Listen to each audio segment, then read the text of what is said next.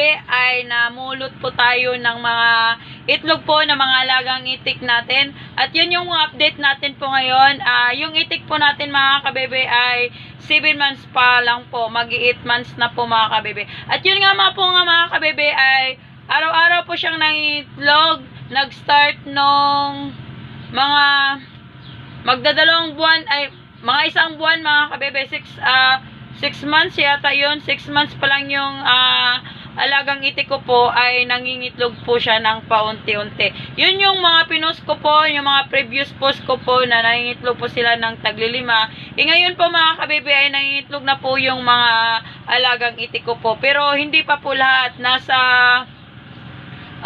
30% pa lang po yung mga nangingitlog sa itik ko pong 1,000 mga kabebe. At yun nga mga kabebe,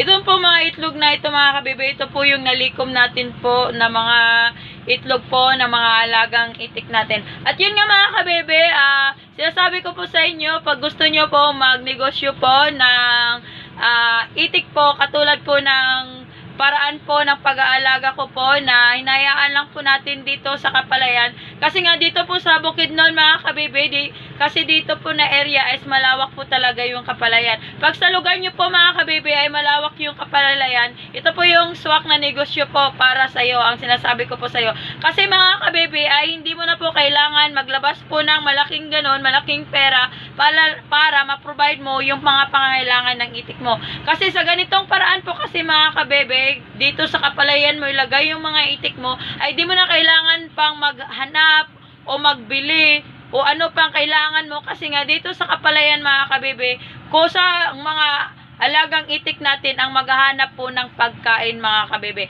Sila ang magpo-provide ng pagkain nila mga kabebe. Andun na yung pala, yung kuhol, yung mga insekto, yun. Organic po lahat ang kinakain ng itik natin. Kasi dati nga, OFW po ako.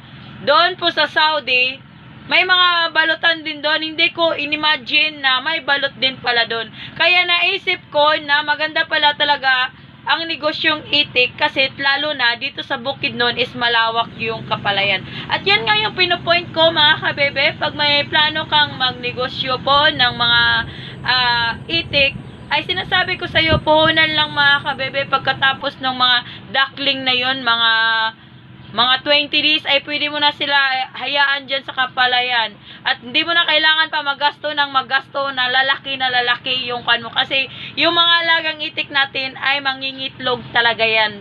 At yun nga, hindi mo na kailangan maggasto pa ng malaking pera para lang magkapera ka na sa negosyo mong pinili. Sa isa itik is kailangan mo, lagay mo lang yun sa Kapalayan, ay kusa na yan sila mag-iitlog. At yun nga mga kabebe, sana nga ay maingganyo din po kayo na mag-alaga po ng mga itik. Pagpatok na negosyo ito sa area nyo, kasi nga dalawang paraan kasi ang pag-aalaga ng mga itik mga kabebe. Either ikulong mo siya, gawaan mo siya ng bahay, poultry, or ganito, hayaan mo siya sa Kapalayan. Ang napili ko mga kabebe kasi wala naman akong area, wag kang mamroblema. Kasi dito po ay nakakatulong din po tayo sa mga farmers natin mga kabebe dito sa Kapalayan. Kasi nga number 1 nga problema na yung mga insekto, tas yung mga call, yun yung problema na. At yun ay mabibigay yun sa mga alagang itik, at tayo din ay nakakatulong sa kanila at natutulungan din po tayo. At yun nga mga kabebe, ako nga pala yung duck girl ng Bukidnon. Sana ay mainggan nyo din po kayo mag-alaga ng mga itik. At yun nga, magandang buhay mga kabebe. Thank you for watching!